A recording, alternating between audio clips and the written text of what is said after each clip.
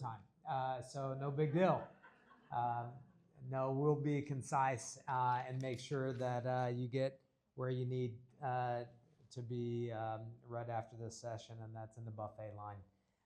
We'll be talking about data-informed decisions, and it's something in higher education we probably say often that we need to make data-informed decisions, but today we get to talk to some experts about what that means, how to make it more consumable, and how to share our story in a way that uses data in a meaningful and powerful way. And as we heard from the discussions this morning, there couldn't be a more important time to be doing so. So thank you all for joining us. Look forward to the discussion, and my job is just to keep us rolling. So we're gonna jump right into it. And Brandon, we'll start with you.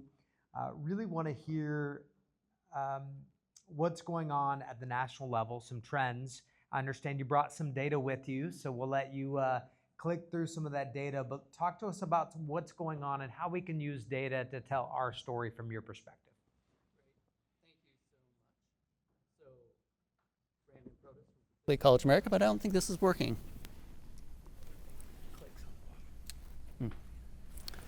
We'll try that again. There you go. Hand me that one back. Oh. I think we're there now. So thank you so much. So happy to be at the CVHEC Summit. Brandon Protas from Complete College America. We are a national nonprofit that's focused on just what our name sounds like, dramatically increasing college completion rates. And CVHEC is one of our alliance members. So we are a data-informed organization. I'm going to run through pretty quickly some slides that paint a story nationally and somewhat in California as well. What you see here on the screen is from the Lumina report from their previous way that they looked at college completion. And they had set a previous goal of 60% by 2025. The 2023 data, you can see that California, which is highlighted there, is just above there at 56.1%, a little bit higher than the national average of 54.9. But I want to point out that California, and through the governor, has set a goal of 70% of adults with some form of post-secondary attainment by 2030. So although California is doing very well, there's still a lot of work to do. And here's why it matters. This graph is from the Georgetown Center for Education and the Workforce. And you'll see the levels of education at the bottom blue moving up to some college, associates, bachelor's, and then graduate degrees. And across the x-axis, you see how those are correlated by race. And right now, race is a high determinant of level of education, and that's something that we need to change. And as you look at this national data, I would ask you to think about CVHEC and the students who are being served, and look at the column on the far right for Hispanic or Latinx Latino students, and that lowest level in the blue of no college. It also matters, this comes from the Georgetown Center for Education and the Workforce again. You see the national data for the jobs that will require some form of post-secondary education, over 70%. And you'll see that those numbers are mirrored also in California. So education is vital, and we've heard this morning, to the workforce for the region, but also for individual lives. This data is from CCRC, and it's specific to degrees that are workforce aligned. What you see on the left is the workforce awards by level. So associate's degrees on the far left, moving over to bachelor's degrees, and then long and short certificates. But what's interesting is when you compare that to the right, same categories, of how are those connected to living wage? So it's not just enough to say that because of your education, you've gotten some form of credential that goes directly into the workforce. But when we think about social and economic mobility, we need to think about what are the degrees that we are producing to make that change that we want to see here in the region. So just a few more slides. Return on investment, looking at when students are putting in the money for education, what are they getting back from that? And we see that actually California is doing really well. You'll see that on the national graph. They're actually far above. And then you'll see that for the four-year university and the community college system. So on the one hand, we are seeing a really good return on investment. And this is important because we're seeing these conversations much more about value of higher education. What this graph shows is Americans' confidence in higher education. So about 10 years ago in 2015, It's a little hard to tell on this graph, but that orange line at the bottom, the sort of dotted line, it was about 10% of respondents said that they didn't have much confidence in higher education, but it was about 60% who did. Fast forward to today, and we're seeing about a third and a third and a third. So a huge devaluing of higher education. And while we are a nonpartisan education, I mean this is just observational, we're seeing these changes across political lines. So on the left you see Republicans, independents in the middles, and Democrats on the right, this valuing and I would say devaluing of higher education. And we're seeing these attacks today, and this is a narrative that's important for us to be able to change. We heard this morning in the panel of how do we tell the stories to be able to show that value. I will contrast this in this interesting way. When you ask people, well, what level of education is important for you or one of your family members? 3/4 of respondents say, yeah, some form of higher education. So even there's a devaluing of this concept of higher education, people understand the value of it. I want to be careful because economic and workforce is very important, but it goes well beyond that. So we can look at ways that higher education brings value for students, values for society, and those in between. So this is from IHAP. And we see this actually in the data. So this is a call for looking at post-secondary value in different ways. But there was a Gallup Lumina poll that showed they looked at 52 measures of correlations between higher education and increases. And 50 of those 52 were actually shown. These are not necessarily just how much money did you make afterwards. These include voting participation, volunteering, being able to be someone that looked to you for help, caring about the environment, all sorts of ways that there's huge correlations of higher education. So yes, economic well-being and beyond. So finally, we've heard, or hopefully you've heard about the demographic cliff that is coming our way. There's going to be a huge decrease in the students coming directly out of K-12 going to higher education. This is national, so well, where's California? You're going to be impacted the most. This is something that we need to be aware of when we think about the economic vitality of the region, but also of the students. And so I will end with this slide from our friends at Excellence in Education and thinking about the students who are coming in the region. They talk about post-traditional students. These are students who are working 30+ hours. They tend to be part-time, they tend to swirl. They tend to attend public colleges near where they live. So think about UC Merced and the importance of it in the region when we know where students are attending. High financial aid connects to what we spoke about earlier this morning. Taking grants over loans, taking time to complete. This is really important when we think about the majority of students at the UC system, full-time. About 4 out of 5 students at the CSU system, full-time. But when we go to the community college, we see this pattern that we see here. About 2/3 of students are part-time. So how are we building our systems and structures to meet the students where they are versus forcing students into our systems? One last slide and then I'm done. Just some trends that we're seeing in higher education. We're seeing the conversation change about the role of AI in higher education. I shared some of the issues around workforce and ROI because that is getting pushed down. It is one measure, not the only one, but that's coming up really big, and that comes to also the short-term stackables and credentials. How do we get students to and through college and directly into the workforce that has value? At the same time, our students are dealing with issues of basic needs, housing insecurity, mental health. And what we heard this morning, we're seeing these huge pressures federally. So the anti-DEI movements, the funding restrictions that we're seeing pressed upon us, ideological changes that are coming swift and fast and furious, probably also looking for those overreactions, devaluing of undocumented students, and some of the basic ways that we support students. So these are some of the trends that we're seeing today. No, thank you. Very thorough. I saw some of you taking pictures. I'm guessing we'll be able to send these slides out a bit later through CVHEC to you also for the attendees who want some of these slides.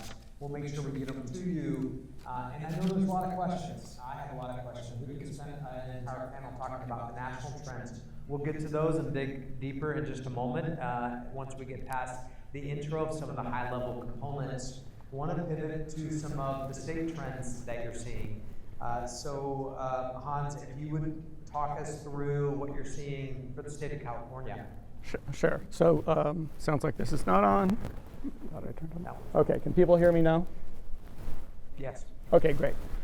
So first of all, thank you to CVHEC for sponsoring this. Thank you to there we go, CVHEC for sponsoring this conference. It's a pleasure to be here. Ben didn't pay me to say this, but I think I might get a drink out of this later, Ben. CVHEC, so first of all, I should note, PPIC, where I work, focuses on finding empirical answers to difficult policy issues facing California and the regions of California. We have a center on higher education, which is where I work. And I've spent a lot of time in different regions of the state. I grew up in the very far northern part of the state, which used to be timber country, so resource-based economy, not totally unlike yours, except ours was timber instead of agriculture. And my experience within California is that CVHEC for the San Joaquin Valley serves a unique role that other regions should envy if they knew enough about it, and that is to pull people like you together to advance student progress, attainment, and betterment of the region and of the state. At PPIC, so Brandon gave you some of the data that we look at as well and that we develop on California trends. In brief, I would say there's good news and bad news. The good news is we're making progress. College completion rates are going up. College going rates have been going up. Transfer rates from community colleges have been going up. But there's a lot of red flags, and there's a long way to go. So we have huge differences by race and ethnicity, huge differences by income in terms of access to and completion in college. And then we have some pretty big regional differences as well, with the San Joaquin Valley tending to have worse outcomes than in the rest of the state. Not on every measure. High school graduation rates, for example, are actually higher in the San Joaquin Valley than they are in the rest of the state. But college going is actually lower, and especially college going to four-year colleges and universities. UC Merced is in the room, Fresno State is in the room, Cal State Stanislaus, I'm sure, as well. And these are just, and Bakersfield, sorry, Cal State Bakersfield as well. And these are tremendous challenges facing California.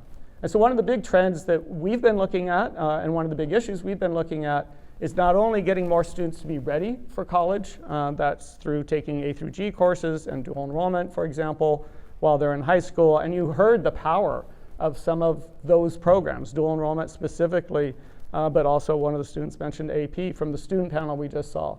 And that was just so encouraging to think about, programs that all of you are working on, we're working on, that make a difference. What we do at PPIC is we look at the big numbers, and then sometimes we're not so nice in a way, because the big numbers are that not enough students are taking advantage of those pathways, and it's not necessarily their fault at all. Students need to know about these pathways when they can make a difference in their educational career. And that means if someone finds out about dual enrollment or AP and they're a senior in high school, it's pretty much too late. So really, one of the things we've been looking at are programs to provide students and their parents with critical information about college while they're still in middle school, so that when they go to 9th grade, they know what those pathways are. And we've heard, too, some of the programs that are designed to map pathways through high school and into college for students. You'd think we'd have this all figured out by now, right? But we don't. There's still a lot of work to be done, still a lot that needs to be understood about what's working best and what's not. For example, in dual enrollment, I'm all for college courses and a broad range of college courses being offered in high school. But we also know that the most critical courses are English and math. That is entry-level, first-year English and math for college students offered through dual enrollment. And we also know that those are actually a relatively small share of dual enrollment courses in California and in our high schools. So there's some challenges there.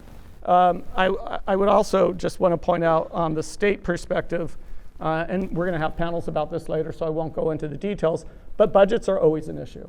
And we've done surveys of Californians. They actually want to spend more money on higher education, but it is one area of the state budget that is least protected. So we have propositions that guarantee a certain share of funding for K-12 and community colleges. We have court orders that require funding for prisoner health, for example. We have used to have federal matching funds, not clear where that's headed. And yet higher education, UC and CSU in particular, are not protected. There is no constitutional right in California to a college education or a college degree, and nor should there be necessarily. And the state has devoted a lot of resources to trying to make college affordable, and yet we're facing some pretty tough circumstances coming up. So that's one of the state trends that I would say I'm most worried about right now. I am encouraged, and I'll end here, by what we see students doing and what we see students achieving here in the San Joaquin Valley and statewide. And okay, I have one more, and now I'm going to get into some of the local, sorry, but you got into some of the state stuff. So one of our studies, and it's on our website, it's looking at San Joaquin Valley pathways to and through college. It was out last fall. And there was one analysis we did that just shocked me. And that was, we looked at college-going rates by high school district, and we looked at those rates for students who were lower income compared to students who were middle or higher income.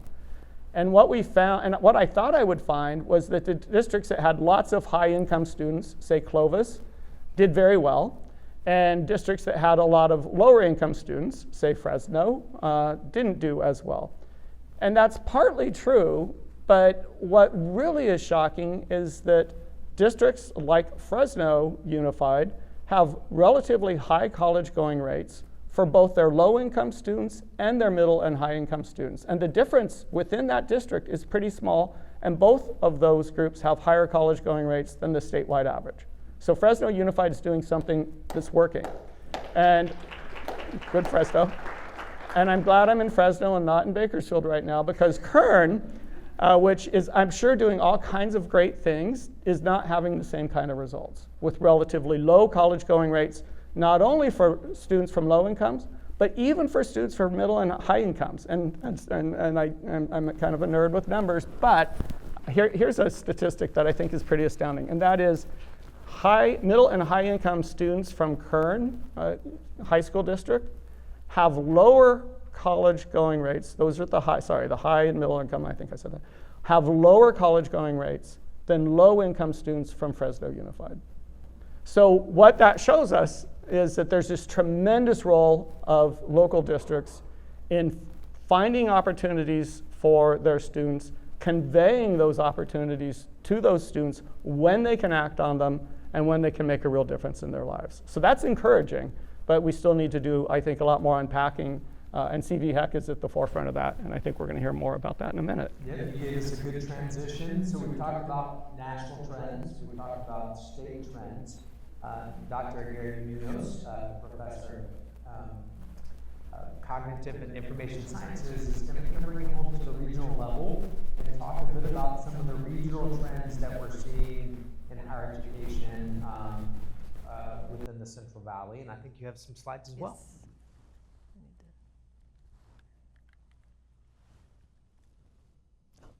All right, so can you hear me? Yeah, it's good. So we were given a very generous grant from the Gates Foundation to do a landscape analysis of dual enrollment or college readiness. And so what we looked at using public data sets so far is dual enrollment and advanced placement. Plenty of the previous presenters has already talked about, the importance of dual enrollment and AP. I just wanted to show you that across the nation, about 71% of high schools offer advanced placement and about 69% offer dual enrollment. And they reached these levels in 2015.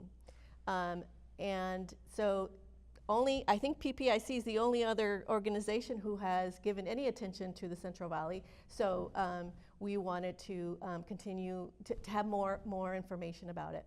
And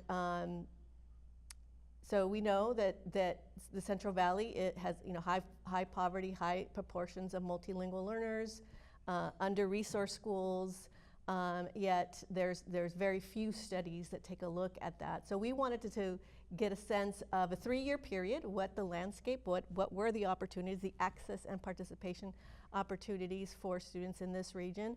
But beyond that, we also wanted to see, okay, so what were the strongest predictors of both access and participation? And what we wanted to do is not only look at school level, individual school characteristics, but we also wanted to look at context. So we were able to look at schools with different proportions of various groups, whether or not that had an impact on access and participation. And we also wanted to do it in a way that we can compare the Central Valley to the rest of the state. We used an opportunity framework, and where it was really important for us to control for some of the things like prior academic achievement. So we have those in our models, but certainly target different SES groups and racial composition within the schools. And so we wanted to see what the strongest predictors were for access and participation. For those of you who are, statisticians are here, we used 2 data sets, the civil rights data set, as well as the California Department of Education. Over 3-year periods, as we all know, the 2020-21, it wasn't available because that was the year that, it was a terrible year, right, with COVID. And we included in our sample both traditional and alternative schools, and that was a little bit less than 2,000 schools total. And we defined access as having at least one student participate either in a dual enrollment or AP course. And participation, we defined that as if there was, for the schools that do provide this opportunity, what the participation rate was for the different student groups at that. In those schools. And we did HLM model, which allowed us to vary, to make certain assumptions, right? So we know that there are differences across schools and districts, and so this analysis allowed us to adjust for that, as well as put in some things that we thought we wanted to control for, like English language arts and mathematics performance. One different thing that we did also is we wanted to control, so if we were looking at access, we want in dual enrollment, we wanted to control for access in advanced placement, right? To see whether or not above and beyond that AP course, if that was still a predictor of, if those factors still predict that. And so what you see here is that you could see that overall dual enrollment, and this was across the 3 years, right? So this is a little bit depressed because we want to look at the 3-year period, and we see that in the Central Valley, the range of participation, of access, is between 27 and 55%, but there were 4 districts, or four counties that were within the state average.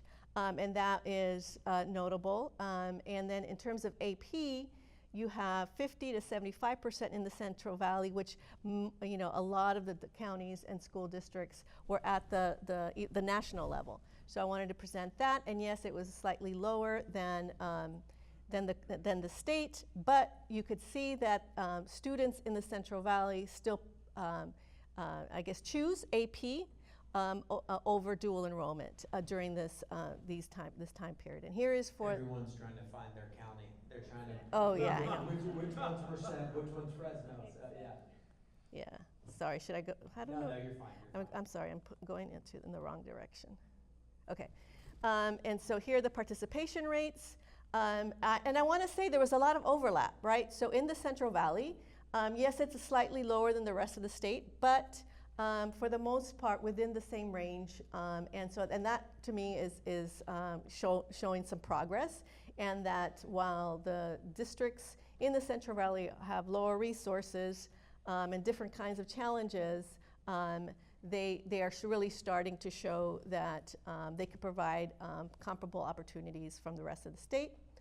And here the bars represent access and the lines represent participation. So here we see that participation rates were lower initially, but they slightly exceeded the rest of the state by the 2020-21 school year. And that's why I have the clapping hands. That is progress, right? Showing that the policy implementations are really working when you look at it over a course of several years. And we see also that in terms of participation, the Central Valley had a higher proportion of the school population participating in dual enrollment starting in the, and we see that on the line, starting in the school year 2017-2018.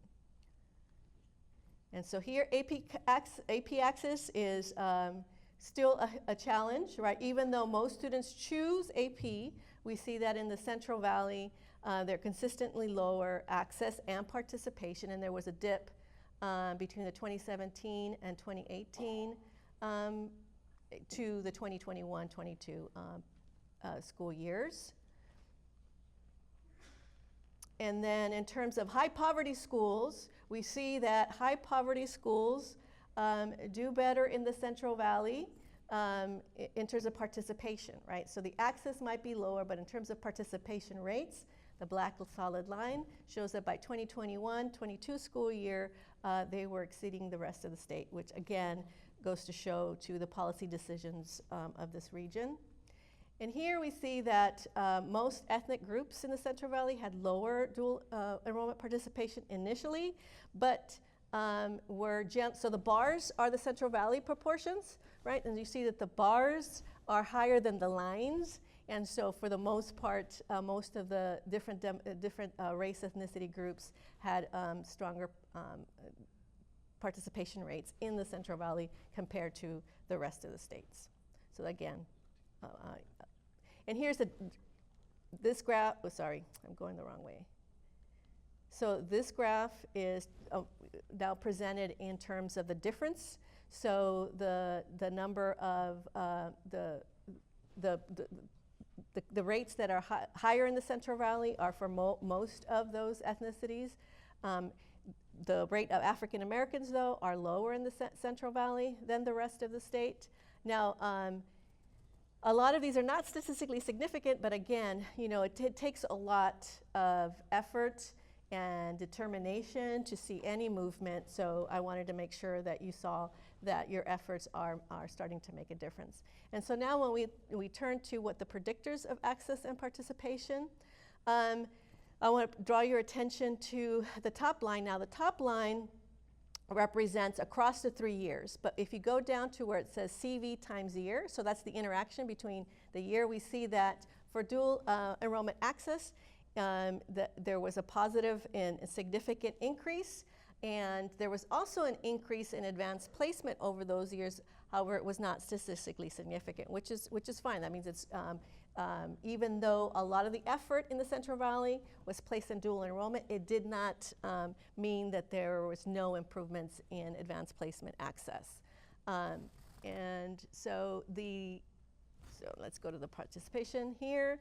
You'll see that in terms of participation rates, as we saw previously, there were slightly less participations in the Central Valley, but they're not significantly different, right? So again, that shows, if you look at, that shows the increases across the 3 years is making an impact. And so what we see also there is, remember that I told you we try to control for, in dual enrollment, we controlled for participation in AP. And we see that if you were participating in AP, that red means that you're less likely to participate in dual enrollment. However, if you were participating in AP, you were more likely to participate in dual enrollment. So it suggests that there might be different populations of students that are taking the two. We don't have the student level data to make that claim. We just got approved for that from the state, and so hopefully we'll be presenting you with more information about that. And as you could see, the CV by year interaction was actually positive, but it wasn't significant, and that's good. That means that we are not creating inequity there.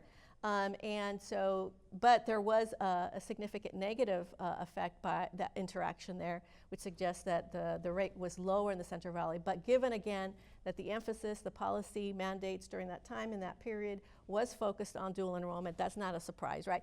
Until we get the student level data, we won't know whether or not that's a good thing or a bad thing, because if dual enrollment actually has better outcomes, student level outcomes, then that to me doesn't suggest it's necessarily negative. And then you'll see that for the other Central Valley interactions, for example, by high EL proportion and students with disabilities, for dual enrollment participation, those were positive. They're not significant, but they were in the right direction, and they were significant in the advanced placement. So that means if you were in a school that had a high proportion of underrepresented minoritized groups, you're more likely to take advanced placement in the Central Valley than anywhere else in the state, and the same is true for high proportion of English learners, and I think that's also positive. The other two were in the negative direction, and so again, those were areas where more work should be concentrated in terms of policy. So again, it's mixed, but there is a lot of positive things going on in Central Valley with respect to access and participation. A slight increase in AP participation gap suggests diverging access to college acceleration programs across the regions. But mostly it shows that you need to continue in this effort, because I think it'll continue going in the right direction. Thank you. So much to unpack with each of these three intros. We're going to pivot a bit to normal processes with a panel. Be thinking about your questions. We'll do rapid fire on a handful of questions on some of the data that was presented. I'm going to come to you all next. While you're thinking about that, go ahead and raise your hand if you have a question. We'll get a microphone over to you. While we're thinking about that, could you guys bring this home for us? You've got regional data, state, national data.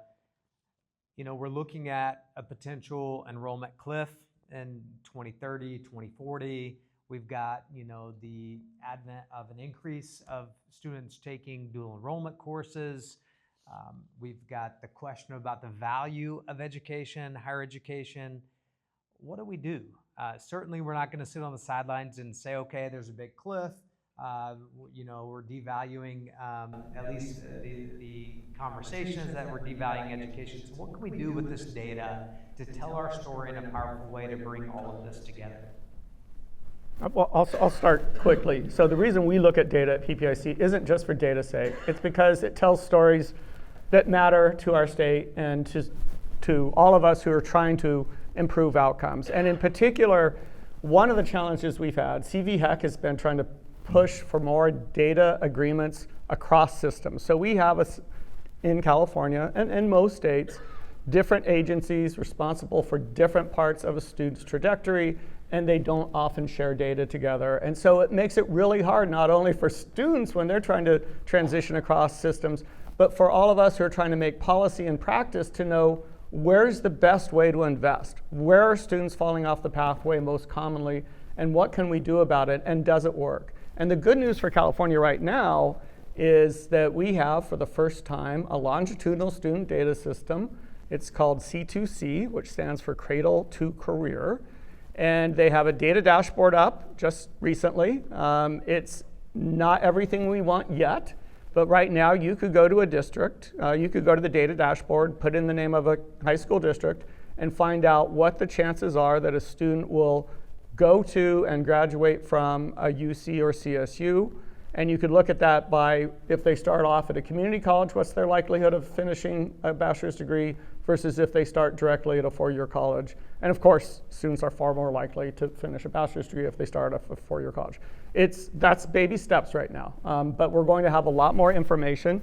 And I think, we've been in this age of data and information for a long time, but what we really need to do, and what we're finally starting to do as a state, and then what we need to do is then bring these state resources and information down to the local level, districts, community college, high school districts, community colleges, and the UCs and CSUs, so that all of you have the data you need to make decisions about how you're going to invest in the programs that are meant to address where the big stumbling blocks are for students. And I know from the work we've done, and this is true statewide, transfer from community colleges to four-year colleges is a huge issue. The vast majority of transfer intending students never do so. There's lots of reasons why, but there's a lot that needs to be done to improve that, and I'll just leave it there. Thank you. Cradle to Career Dashboard, anyone? Have you checked it out? Are you using it? Raise your hand. Good, good. Others? I just wanted another push for that, for participation in that, because doing this kind of work involves going to lots of national and state databases, so we lose a lot of students, right? So, you know, to have the most representation, especially now when some of those databases may no longer exist, I think it's really important to look into those and participate in those things. I would add, and I would echo what we heard earlier. So could everyone look to your left, look to your right, look behind you, look in front of you? The answer's here in this room, and what I mean by that is we heard this morning in the panel of a unified message. I was just saying if you were paying attention, by the way. We heard the value of the unified message, and in the opening we heard Chancellor Muñoz talk about something that is not common at the regional level, which is we work together here. That's very different than this competitive nature of those are my students, those are your students. And the reason I shared some of that national data and then the state level data is there are not enough seats at just the CSUs in California. There are not enough seats in the UCs. Over half of the students in California are enrolled in the community college system.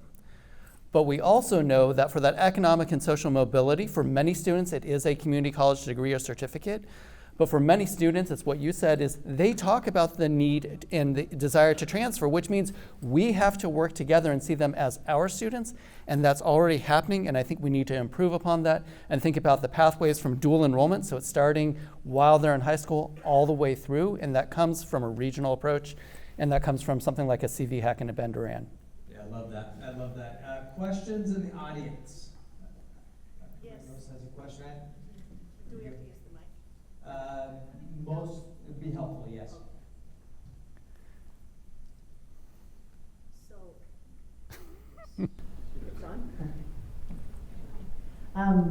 so you were sharing something that I'm the president of Stan State, and I just spoke to a crowd of retired men in Turlock the other day, and I was asked a question about, you're not supposed to teach the bad things anymore. You're only supposed to teach the good things.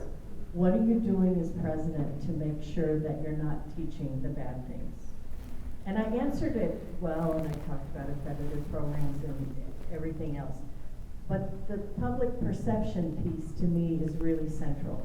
And I never hear us talk about, if you get a degree, you live 8.5 to 10 years longer on all epidemiologic studies. You're going to be happier. You're going to be healthier. You're going to have more access to health care, all of those things. And I feel like sometimes we get stuff in our data and we're not, as we walk ahead, we're not pulling other folks along with us to really help folks understand, right? The magic superpower that is higher ed. Can you talk about that, perhaps, Brandon, a little bit? Yeah, I can a little bit. When I was talking about those pathways and I mentioned dual enrollment, I would also include, and it's important for the demographic cliff, we think about adult and working learners as well. I think what we're seeing, and I can talk to you later because it's a larger conversation, around the devaluing of higher education is happening more at a rhetorical level than the actual real level of what we see on the ground. And what I mean by that is people are thinking of the Harvards of the world. That's very, very few. It's less than 1 out of 10 students are actually going to a highly selective college or university in the country. What's more common is the adult learner, the working learner, the students of color, the students who are working part and full-time while going to school. But people don't think about that. And so when I showed that graph, well, what level of education do you want for you or one of your family members? 3/4 of respondents say, oh, yeah, I want some college.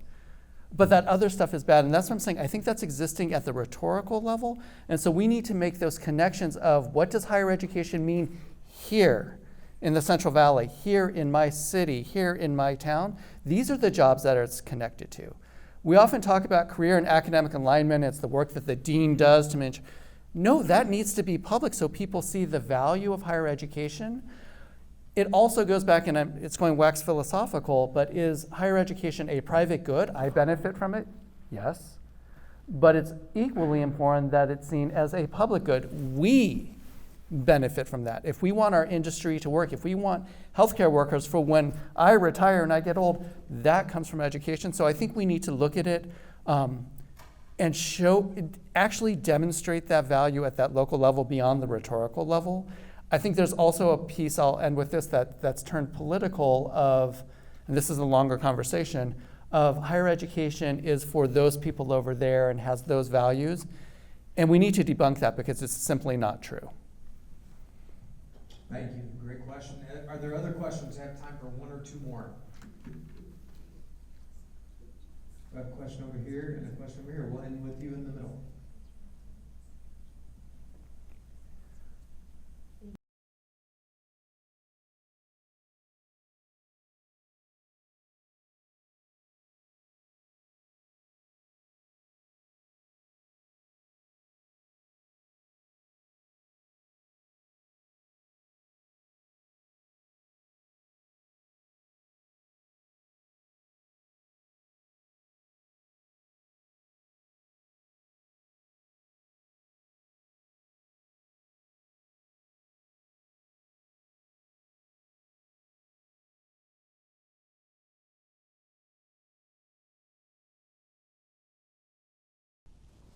Who wants to take that one? Well, I didn't say this in my presentation, but one thing that was a significant negative predictor of either dual access, dual enrollment or advanced placement was distance to a community college.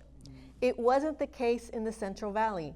And that to me suggests that when you work together and are able to bring in the instructors from the community college to the school, I think that has had a really positive effect. And I don't know that it would have been so widespread in the Central Valley if there wasn't this group, sharing how they do that and how how they increase the number of courses in that direction.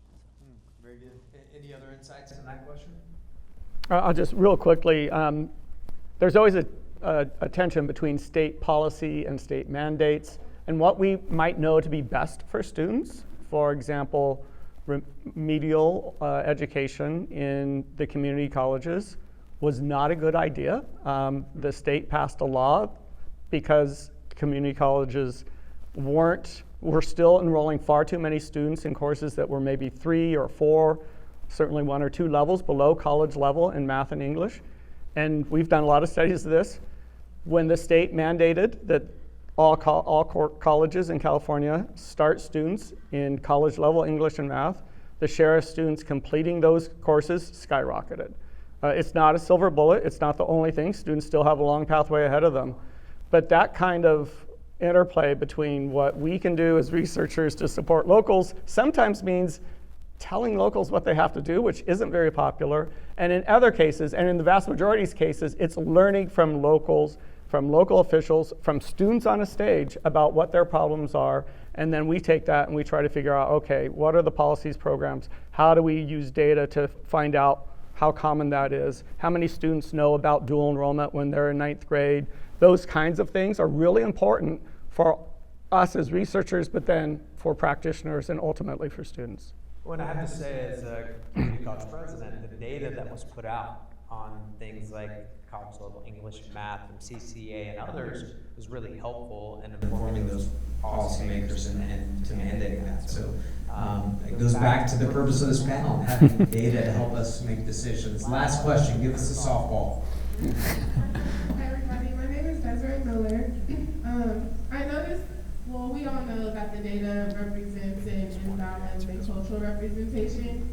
And so I'm wondering how we might be able to combine insights from staff and student conversations to really capture the underlying patterns that we're seeing in the lack of participation and really engaging our counselors and our school staff in cultural responsive efforts and engaging our students in these opportunities. Do we have thoughts on that at all? Okay, I'll jump. Certainly, so we heard from an earlier panel about DEI is not illegal, right? And so I think we, as a state, as policymakers, as researchers, as practitioners, need to make sure that we engage in outreach efforts that are directed towards our focus, students who historically have been underrepresented in college and college graduation. And so yes, that means by race, by ethnicity, by income levels, and we need to have programs. Now the state has Prop 209, so they can't be focused on any single group necessarily. But for example, California has a student grant scholarship program, the Cal Grants, that is the most generous in the nation, that actually makes college relatively affordable. It's not totally, but it's relatively affordable compared to other states. And when we do surveys at PPIC about Californians' ideas about college, one reason they don't like college is they think it's not affordable. And that's partly because they hear the stories about some college, East Coast elite school that now has $80,000 tuition per year, and that's the front page news. But they don't know that the vast majority of middle and certainly all low-income students in California who go to UC and CSU pay no tuition. So those kinds of stories need to get out there so that we are able to address some of these huge imbalances. And yes, if you're not presenting that information in a digestible way to different communities, you're not doing your job. And so I don't think that right now, given what's happening in the federal government, any of those actions are not okay. And certainly California, we're going to hear later today, I think, about some actions California is taking to defend what we have done. Yeah, thank you. So many questions you probably have about data. Please, if the panelists are around during lunch, approach them about your specific questions. Thank you, all three of you, for providing your insights today. We really appreciate it. We didn't get to hear who your favorite rapper is, but we'll I was waiting for that, yeah. afterwards. And since my colleague said that the 559 is in good hands, I'll say that the 209 is also in good hands in Silicon Valley. So, but thank you all so very much. We appreciate it. Thank you, Chris. Thank you. Thank you. Great to meet you. Good to meet you. I read your briefs all the